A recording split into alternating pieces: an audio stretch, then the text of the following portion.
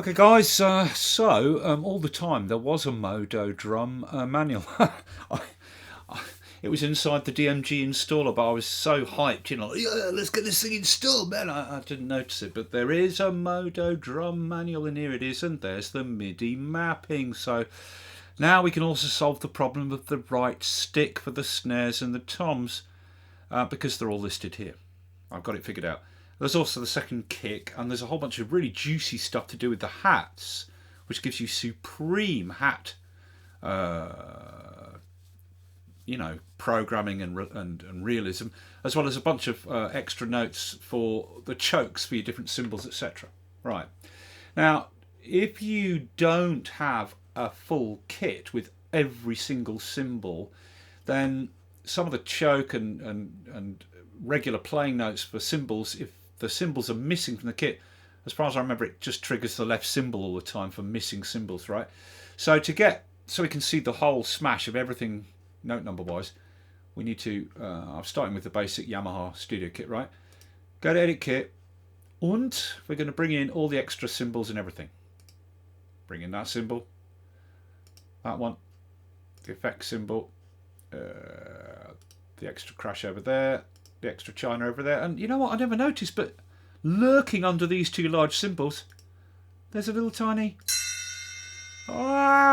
bell ride. It's so beautiful, isn't it? Yeah. And extra tom and the extra kick. Okay, now this is the full kit. You can't get a bigger kit than that. Every single kit piece is in. Now we can work on all these MIDI note numbers. Let's check it out. So let's start with the double kicks, right? I've got a row of 16th notes here, and I can put them on the kick, and I'm going to get 16th kicks on just this kick. But here's the thing, if you're programming double kick drum stuff, think about this. In real life, a single kick, if a drummer is capable of triggering reliably 16th notes on a single kick, every single kick beater hit is going to be every 16th, which means that each hit only has a 16th of drum decay before the next kick comes along, which is different than if you're playing alternating kicks.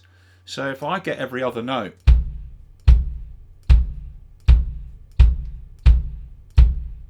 and put them down to B0, the second kick drum, now you see, when it's done like this, this kick fires, it gets an 8th decay while that kick triggers on the next 16th. This then gets an 8th decay while that triggers on the next 16th. They get an 8th decay between each trigger, which is a slightly different sound. Yeah?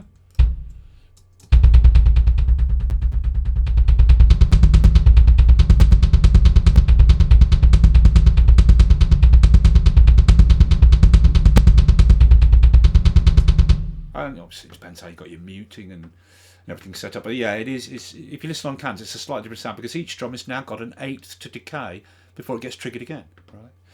Okay. So that's that. Now let's look at the left-right sticks for the toms and the snare. Now the good news is that they're spaced equally apart, whichever drum you're playing. So if we get this row of notes and put them on D1, which is the regular general MIDI center snare left hand stick. Then we get these ones, and we're going to put them up on the right hand stick center snare.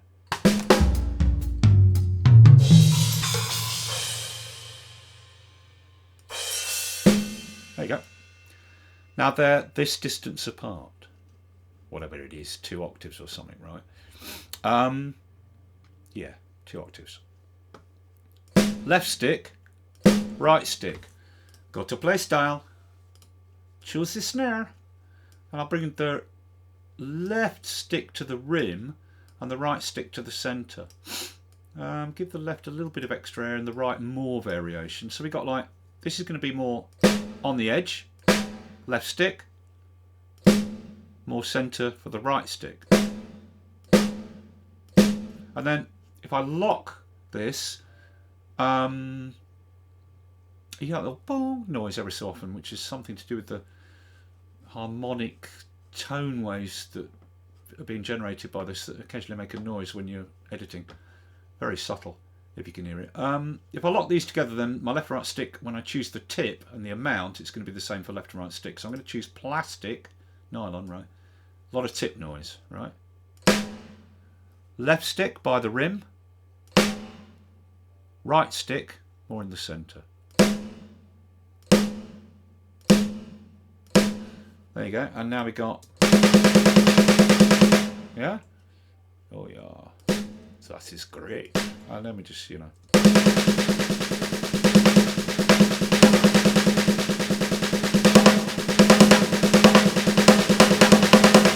You'd work all that in the programming for fills and stuff, right? So 2 octaves apart. Left stick, right stick. And now if we just grab all those, which they're already highlighted, let's close that. And we push them up to the first tom. Now the lowest floor tom has, if you bring it into the kit, has 2 notes, which are both the same for top and left and right stick. There. That note, F1, and up the top there, that'll be F3 or whatever, right? And G1. They're both the same tom. So it doesn't matter if it's on F1 or G1, and it doesn't matter if that's on F3 or G3. They're both, those notes are playing that floor tom. Now I'm going to go to the edit element, and I'm just going to dampen up that bottom end and turn it down, right? So this is my left stick, right stick. Let's go to play style, toms. Let's have the left stick again on the edge, right stick in the centre. Left stick, more edgy, on the edge of the drum, right stick, more centred. Let's give the left a bit more area, and the right much more area. And now this is left stick, right stick, left stick, right stick.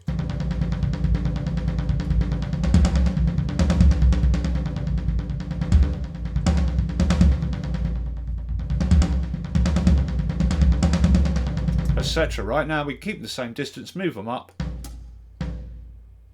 That's the second note for that floor tom, because it's got 2 notes, remember. And now we're on to the next floor tom. This bugger here, that, right? Yeah. Left stick, right stick. Now I've set my play style already for toms, so it'll just remain the same for all toms. So left stick, right stick. Yeah.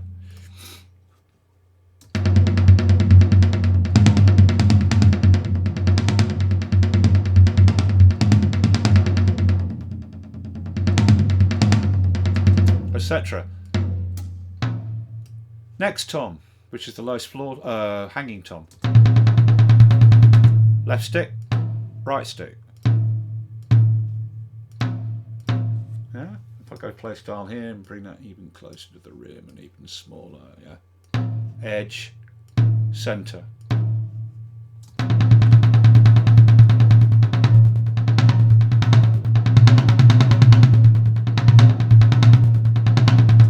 Etc.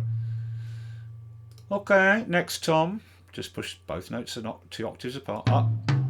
And now we're on the middle hanging tom.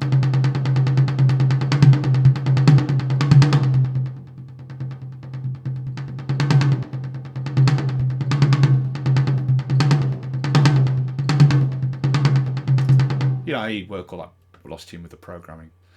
Next tom. And now we're on the littlest tom there, this little tiny one. That one. Left stick, right stick. More rounded, edgier. Alright, here we go.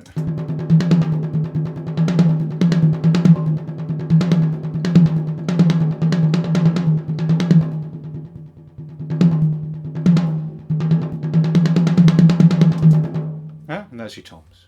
And your snare. And your kicks. Double sticks. For the snare and the toms and double kick. Lovely jubbly. Right now, I'm having a lot of problem with, from time to time, with Logic. Now I've got a row of 16s, but I sometimes find with Logic, if I do that, separate them, bring them back together, I can't then adjust the velocity.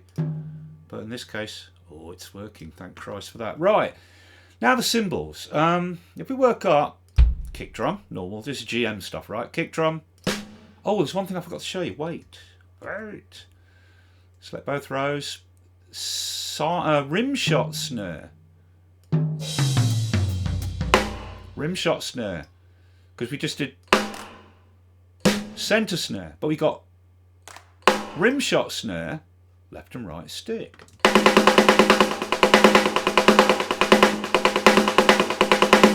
Now, there's not a huge difference, or so much difference between the two, because they're playing rim shots. But a little bit of difference, right?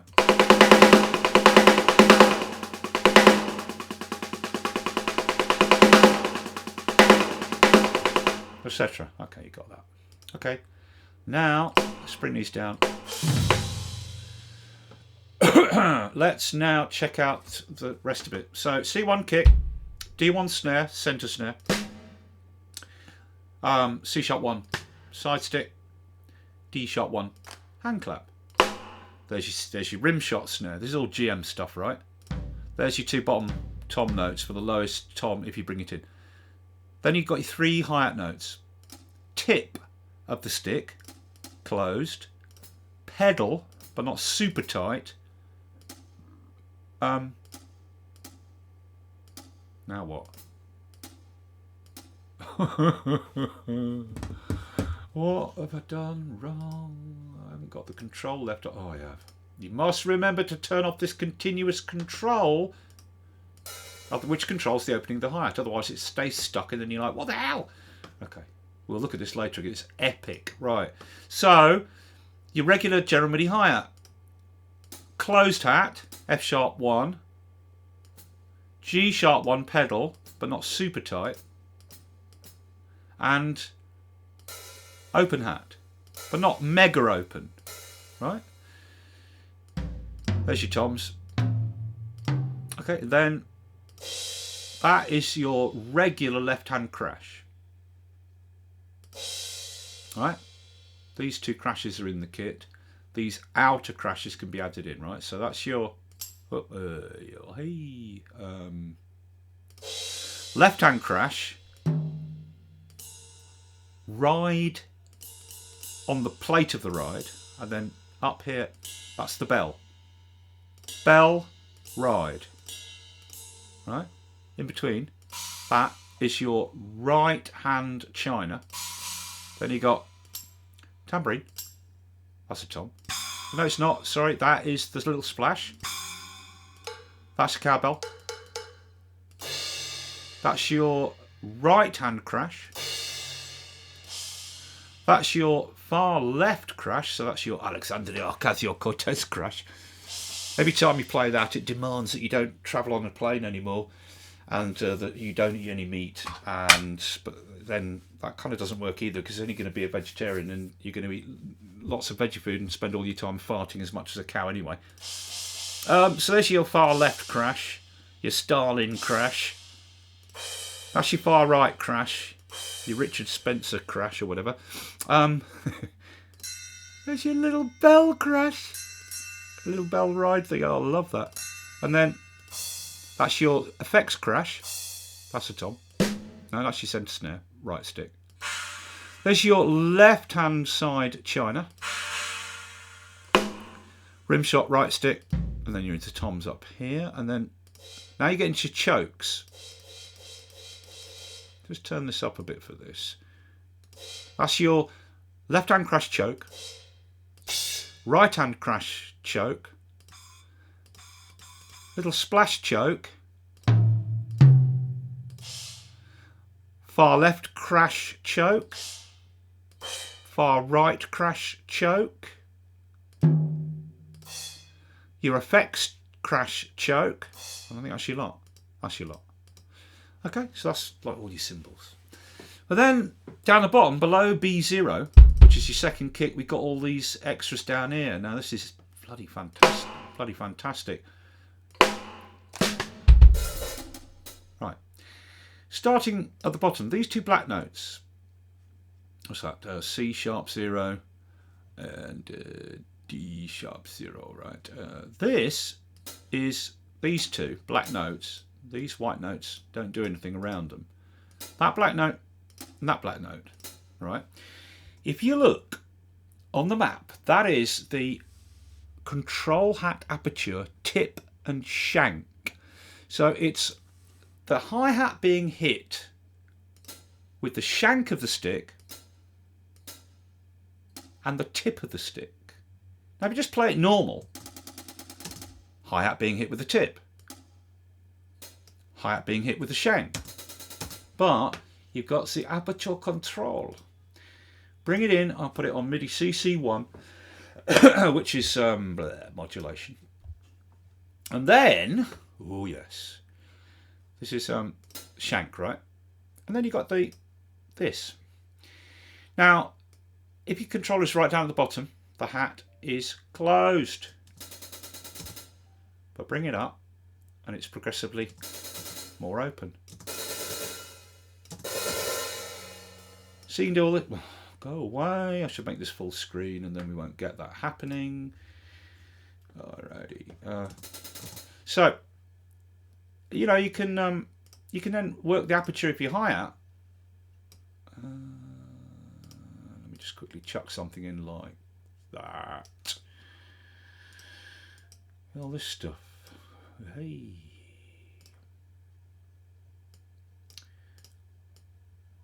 And a little rise up at the end.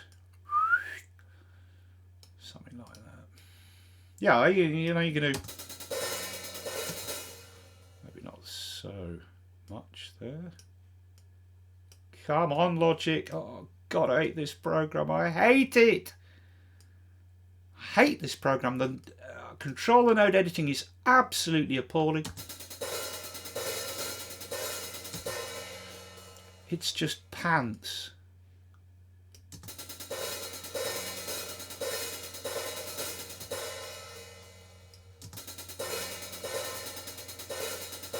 Yeah, you get all that. Let's close the hat down really tight there. And here as well. Get rid of that last node. Yeah.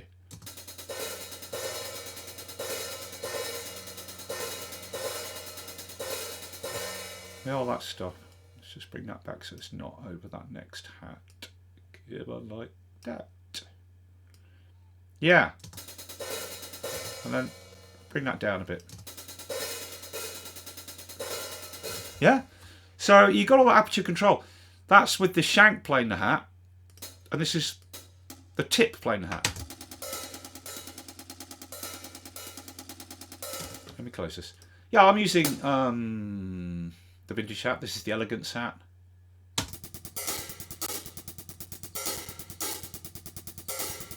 Etc. IK hat. Come on! Etc. Right? Yeah. So shank or tip, and you've got this aperture control. But that aperture control, even though it says on here that, you know, these two, control hat aperture tip, control hat aperture shank, but these other ones, these other 6, also work with the aperture control as well. But what they are is, I should be able to do this by ear. It's not that easy though. Let me take all this out for this. Okay, so that's those two notes, shank, tip, and then just a minute though, turn that off. Okay, so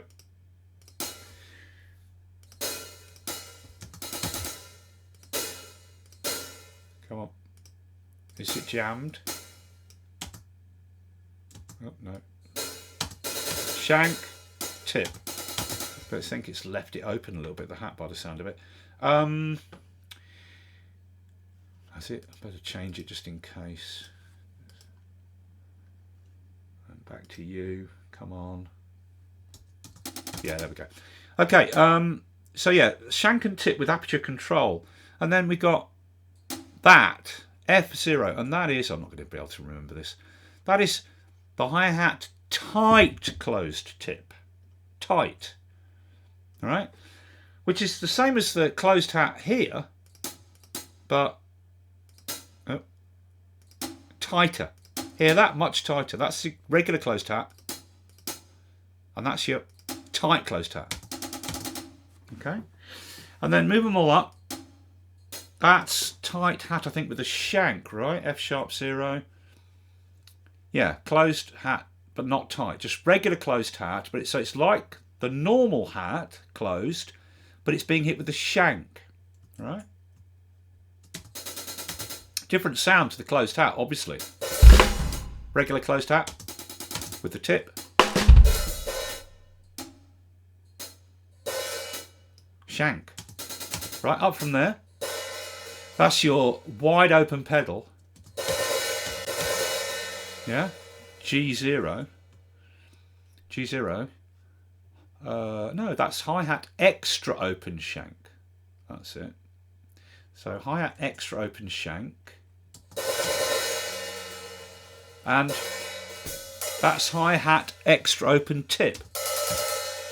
And then in between, that's your pedal. What's that one? F sharp 0. Did we do that one? F sharp 0. That's, yeah, the hi-hat closed shank. And then you've got the hi-hat foot open, because you've got the hi-hat foot closed in your general MIDI G sharp 1. This is your hi-hat foot open, G sharp 0. All right. Hi-hat foot open. G sharp 0 is... yeah, sorry, just do it. G sharp 0 is the hi-hat foot open. And then up from there is the...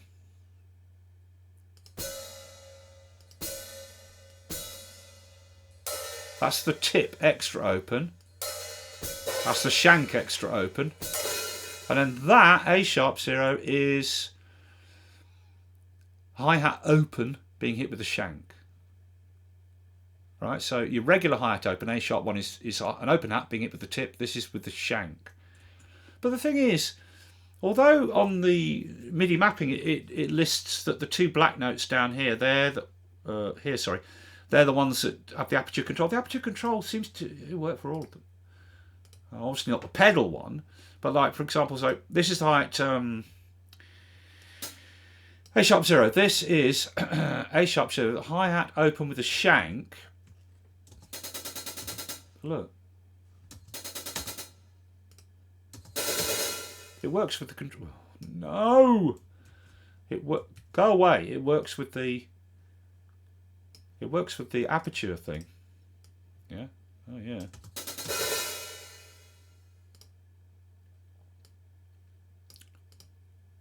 Like.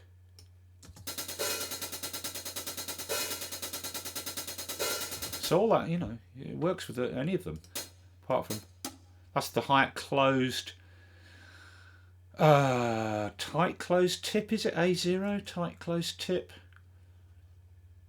No, that's the extra open tip, but I've got the aperture shut, but here it'll be open. Yeah.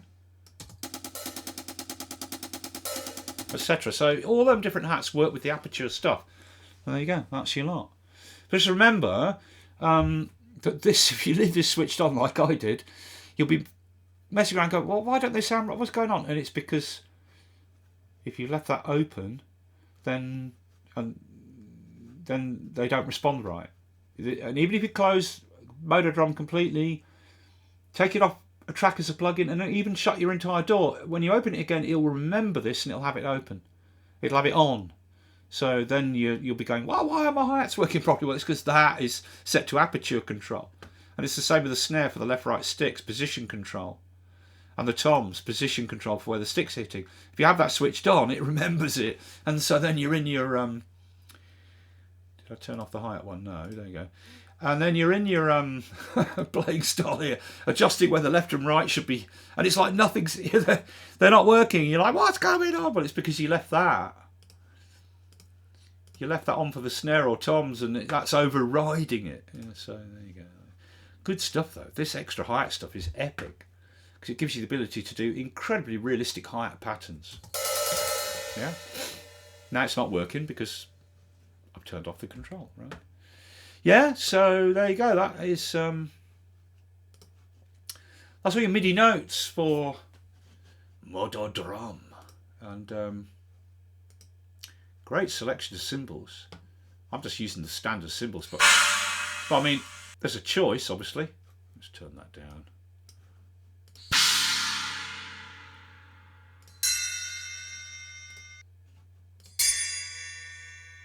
Oh, isn't that lovely?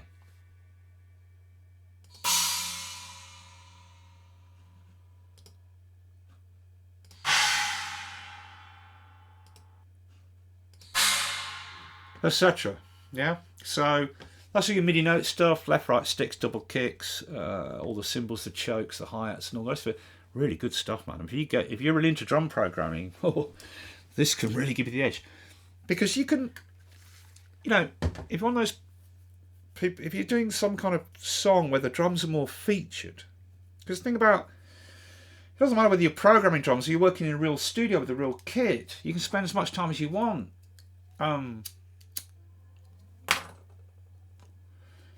you know, doing all this stuff, but ultimately all those subtleties of the drums, the ring of the decay, etc., all that kind of stuff, it gets lost once you start compressing and EQing stuff, and in a busy mix, that stuff gets drowned out. That doesn't mean that a badly tuned drum is not going to be noticeable in a very busy mix, but you know, or a badly dampened drum or something that's ringing like buggery. But if you're working on a track where the drums are more featured, yeah, where there's less going on, then this really does give you some extraordinary ability to program far more realistic drums, particularly the left and right hit thing, and particularly with this ability to have variable hits. Yeah,